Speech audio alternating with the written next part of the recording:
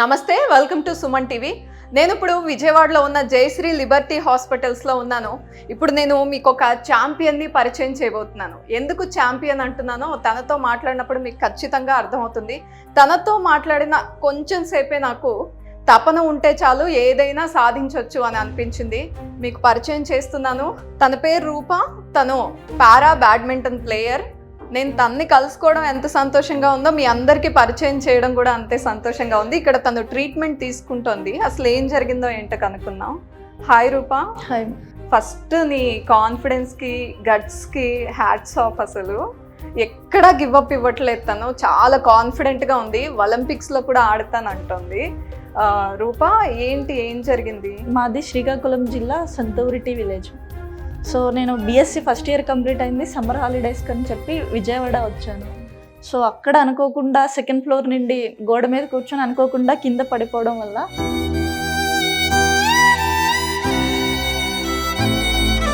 మా spinal cord injury damage అయ్యి నా lower body on the spot dead. అంటే సెన్సేషన్ మూమెంట్ ఏమి ఉండదు ఇంకా లోవర్ బాడీ. జస్ట్ ఇక్కడ నుండి ఇక్కడికి అప్పర్ బాడీ మాత్రమే.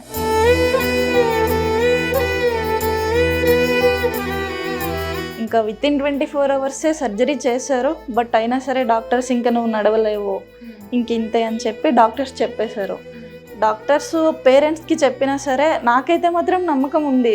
లేదు, నేను నడుస్తాను, ఇంకా ట్రై చేద్దాం అని చెప్పి నేను 2 years ట్రై చేశాను. ఇంకా నేను నడుస్తాను, ఎలా అయినా నడవాలి. ఎందుకంటే బై బర్త్ అయితే ఓకే, బట్ నడుస్తూ సడన్గా వీల్ చైర్ లైఫ్ యాక్సెప్ట్ చేయాలంటే అది చాలా కష్టంగా ఉంటుంది కదా.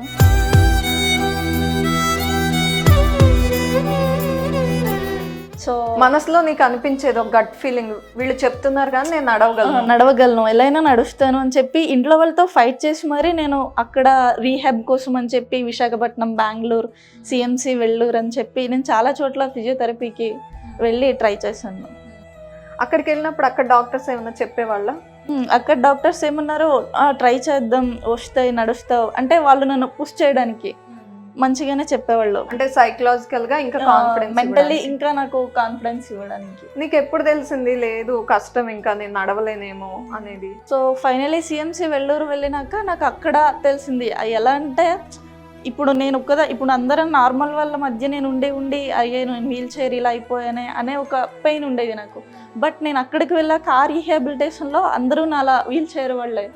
ఇంకొకటి నేను ఎక్కడ రియలైజ్ అయింది అంటే అక్కడ ఇప్పుడు నాది ఏమంటే T లెవెల్ ఇంజరీ, నాకు ఇక్కడ నుండి పనిచేయదు బాడీ. బట్ సర్వైకల్ అంటే నెక్ నుండి పనిచేయదు. అలాంటి వాళ్ళని నేను అక్కడ చాలా మందిని చూశాను. అట్లీస్ట్ నాకు హ్యాండ్స్ అయినా వర్క్ అవుతున్నాయి, వాళ్ళకి అది కూడా వర్క్ అవ్వడం లేదు. వాళ్ళతో కంపేర్ చేస్తే నేను బెటర్ కదా, నార్మల్ వాళ్ళతో నేను ఎందుకు కంపేర్ చేసుకోవాలి అంటే అక్కడికి వచ్చిన పేషెంట్స్ అసలు నెక్ నుండి మొత్తం చచ్చిపడిపోయింది ఉన్నారు. నెక్ నుండి చచ్చిపడిపోయింది వాళ్ళకి. వాళ్ళలో ఇన్ కేస్ నాకు అయ్యి ఉంటే ఏంటి నా పరిస్థితి, బట్ వాళ్ళతో కంపేర్ చేస్తే బెటర్ కదా అని చెప్పి అక్కడ రియలైజ్ అయ్యి సరే వీల్ చైర్లోనే ఇంకా వీల్ చైర్ లైఫ్ యాక్సెప్ట్ చేశాను నేను అప్పుడు. తర్వాత అసలు స్పోర్ట్స్ వైపు రావాలనే ఆలోచన కానీ ఆ కాన్ఫిడెన్స్ కానీ ఎలా వచ్చింది? సో అక్కడ ఏమైంది అంటే మళ్ళీ నాకు అక్కడ ట్రైన్ చేశారు వాళ్ళు 3 months. వీల్ చైర్లో ఎలా ఇండిపెండెంట్గా ట్రావెల్ చేయాలి, నా పనులు నేను ఎలా చేసుకోవాలి, ఒకరి మీద డిపెండ్ అవ్వకుండా ఎలా లైఫ్ లీడ్ చేయాలి అని నేను అక్కడ ట్రైనింగ్ కంప్లీట్ చేసుకొని మళ్ళీ మా విలేజ్ శ్రీకాకుళం వచ్చేసాను. దాని తర్వాత 3 months సమ్ ట్రైనింగ్ కోసం నేను బెంగళూరు వెళ్ళాను. ఆ 3 months ట్రైనింగ్ అయిన తర్వాత సమ్ జాబ్ కూడా వచ్చింది. బట్ నాకు అప్పుడే అదే టైంలో Karnataka open state level tournament అవుతుంది, బ్యాడ్మింటన్, పారా బ్యాడ్మింటన్ టోర్నమెంట్ అవుతుంది. సరే అని చెప్పి ఆ టోర్నమెంట్ ఒకసారి పార్టిసిపేట్ చేద్దాం, అక్కడ రీహాబిలిటేషన్ ఉంది బెంగళూరులో. ఆ ట్రైనింగ్ సెంటర్ వాళ్ళు ఇలా ఉంది అని చెప్పగానే అంటే పాంప్లెట్స్ పంచుతారు కదా, సో ఆ పాంప్లెట్ ద్వారా వాళ్ళకి తెలిసింది. ఇంకా వాళ్ళు మాకు ఇన్ఫార్మ్ చేయగానే ఈ గేమే తెలియదు కదా ఎలా వెళ్ళి ఆడతాం అని చెప్పి ఇంకా యూట్యూబ్లో సెర్చ్ చేశాను. అసలు గేమ్ కొంచెం కూడా బ్యాడ్మింటన్ అంటే కూడా నాకు తెలీదు. సో యూట్యూబ్లో సెర్చ్ చేస్తే అంటే నాకు ఆ గేమ్ తెలుసు, బట్ అదే బ్యాడ్మింటన్ అని కూడా నాకు తెలీదు. సో యూట్యూబ్లో సెర్చ్ చేసి ఇంకా చూసి ఓహో ఇదా అని చెప్పి ఇంకా మ్యాచ్ రోజు డైరెక్ట్గా వెళ్ళి ఓన్లీ యూట్యూబ్ లో చూసిన నాలెడ్జే, జస్ట్ అది చూసుకుని గేమ్ ఆడేద్దాం అనే కాన్ఫిడెన్స్ తో ఏదైతే వెళ్దాం, పార్టిసిపేట్ చేద్దాం, ఏమైంది అనే మైండ్ సెట్ తోనే వెళ్ళాను. Very good. అసలు అక్కడికి వెళ్ళాక మ్యాచ్ రోజు ముందు టైం ఉంటుంది కదా, ఒక 10 minutes, 1/2 hour అలా ఊరికే ఆడడం. ఆ ప్రాక్టీస్ దాని తర్వాత టోర్నమెంట్ అయింది, గ్రౌండ్ కి వెళ్ళి అక్కడ కొంచెం సేపు ఆడడమే, బ్యాట్ పట్టుకోవడమే, అది బ్యాట్ పట్టుకోవడమే అదే ఫస్ట్ టైం. సో ఊరికే అలా ఆడి ఇంకా ఆ టోర్నమెంట్ లో సిల్వర్ మెడల్ అయింది. అసలు గేమే తెలియకుండా వెళ్ళి సిల్వర్ మెడల్ తో వచ్చాను. ఇంకా అప్పుడు నాకు కాన్ఫిడెన్స్ వచ్చింది నా మీద. నాకు అరే వితౌట్ ప్రాక్టీస్ గేమ్ అంటే ఏంటో కూడా తెలియదు, ఇలా సిల్వర్ మెడల్ ఆడాను, గెలుచుకున్నాను అంటే ఎందుకు ప్రొఫెషనల్గా తీసుకుని ఈ గేమ్లో ముందుకు వెళ్దామని అప్పుడే ఫీల్ అయింది. ఆ గేమే ఒకలా ఫీల్ అయ్యి ఈ గేమ్ ప్రొఫెషనల్గా ముందుకు వెళ్దామని చెప్పి అప్పుడు నేను స్పోర్ట్స్ కెరియర్ స్టార్ట్ చేసింది. దాని తర్వాత ఆంధ్రాలో, అది కర్ణాటక ఓపెన్ స్టేట్, సో ఏ స్టేట్ వల్లైనా ఆడొచ్చు. అక్కడ ఏమన్నా సపోర్ట్ దొరికిందా? అంటే ఫస్ట్ టైం గేమ్ తెలియకుండా వెళ్ళి కర్ణాటకలో ఆడడం, అక్కడ చూసి ఎవరైనా సపోర్ట్ చేయడము అట్లా ఏం జరగలేదా? అలా ఏం జరగలేదు, అక్కడ సపోర్ట్ ఏం జరగలేదు. కానీ బట్ నా గేమ్ చూసి ఒక కోచ్ ముందుకు వచ్చారు. వితౌట్ ప్రాక్టీసే తిను ఆడి సిల్వర్ మెడల్ అయిందంటే తినకి ప్రాక్టీస్ ఇస్తే కన్ఫర్మ్గా డెఫినెట్లీ తిను ముందుకు వెళ్తుంది అని తను నమ్మి నన్ను కోచ్ మైసూర్కి నేను ఇలా ట్రైనింగ్ ఇస్తాను మా అకాడమీకి పిలిచారు. మా academy Anand Kumar badminton academy అని చెప్పి అకాడమీకి పిలిచి నేను ఇలా కోచింగ్ ఇచ్చాను. మైసూర్లో ఇంకా ట్రైనింగ్ స్టార్ట్ కంప్లీట్లీ మైసూర్కి షిఫ్ట్ అయిపోయాం.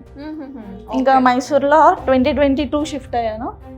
ఇంకా 2022 నుండి మైసూర్లోనే. పేరెంట్స్ ఏమనే వాళ్ళు రూపా అప్పట్లో పేరెంట్స్ అయితే ఇలా అయిన తర్వాత నేను ఇంకా కంప్లీట్లీ ఇంకా వాళ్ళు నన్ను చూసి జాలిపడడం, ఏడవడం. నేనేమో చదువుతాను, నేను స్టడీస్లో కూడా ముందు ఉండేదాన్ని. సో నేనేమో చదువుతాను, జాబ్ చేస్తాను, వాళ్ళకి చూసుకుంటాను అని చెప్పి వాళ్ళ హోప్స్ వాళ్ళకు ఉండేవి. సడన్గా ఇలా అయిపోయేసరికి ఇంతే తిని లైఫ్ బెడ్కే తిను, పర్మనెంట్లీ బెడ్ మీద పడుకోవడమే. కానీ రూపా ఆడడం చూసాక అంటే ఏమీ నాలెడ్జ్ లేకుండా యూట్యూబ్లో చూసి వెళ్ళి అక్కడ సిల్వర్ మెడల్ తీసుకొచ్చిందంటే పేరెంట్స్ అప్పుడు రెస్పాన్స్ ఏంటి? అప్పుడు తిని ఏమో అనుకున్నాం, బట్ ఇంత సాధిస్తుందని మేము ఆ రోజు ఎక్స్పెక్ట్ చేయలేదని చెప్పి వాళ్ళైతే చాలా హ్యాపీగా ఫీల్ అయ్యారు పేరెంట్స్. నార్మల్ ఆడియన్స్ కాకుండా పేరెంట్స్ కూడా అదే టోర్నమెంట్ తో ప్రూవ్ చేసా. ఇంకొకటి ఏమంటే ఆడియన్స్ కూడా చాలా మంది నేను పడిపోయిన స్టార్టింగ్ లో ఇంటి దగ్గరకు వచ్చి అయ్యో నీ లైఫ్ ఇంతే, ఇలా అయిపోయింది, అలా అయిపోయిందని డిస్కరేజ్ చేయడం, ఏమేమో మాటలు అనడం, అలాంటివి చాలా విన్నాను. ఇంకా ఎప్పుడైతే నాకు స్పోర్ట్స్లో ఇలా టోర్నమెంట్స్లో ఇలా అయిందో ఇంకా అప్పటి నుండి అనుకున్న నా లైఫే చేంజ్ అయింది. ఇంకా అందరూ నన్ను చూసి మాట్లాడేది, నన్ను చూసేది, నేను ట్రీట్ చేసేది కంప్లీట్లీ చేంజ్. ఓకే, ఒక రెస్పెక్ట్ దొరికింది, ఒక స్పెషల్ ట్రీట్మెంట్ దొరుకుతుంది. ఓకే, సో రూపా ఎలాంటి కండిషన్లో ఈ లిబర్టీ హాస్పిటల్కి వచ్చావు, ఎట్లా వచ్చావు? నేను సిఎంసి వెల్లూరు వెళ్ళేటప్పుడు అక్కడ నాకు సెకండ్ టైం మళ్ళీ సర్జరీ చేయాల్సి వచ్చింది. బ్యాక్ పెయిన్ చాలా వస్తుంది సార్ అని అక్కడ డాక్టర్స్కి చెప్తే మళ్ళీ ఎక్స్రే తీసి ఆ లోపల రాడ్స్కి స్క్రూస్ వేస్తారు. ఆ స్క్రూ విరిగిపోయింది మ్యామ్. సో అది తీయాలి అని చెప్పి సర్జరీ చేశారు. సో అప్పుడు రాడ్స్ లేకపోవడం వల్ల నా స్పోర్ట్స్కి వచ్చాను నేను. వాళ్ళు అప్పుడు ఎక్స్పెక్ట్ చేయలేదంట నేను స్పోర్ట్స్కి వస్తాను, ఊరికే కూర్చోవడమే కదని వాళ్ళు మళ్ళీ వేయలేదు రాడ్స్. ఓకే, తను హెల్తీగా కొంచెం అలా ఉంటే చాలు వాళ్ళు ఇంకా వేయలేదు.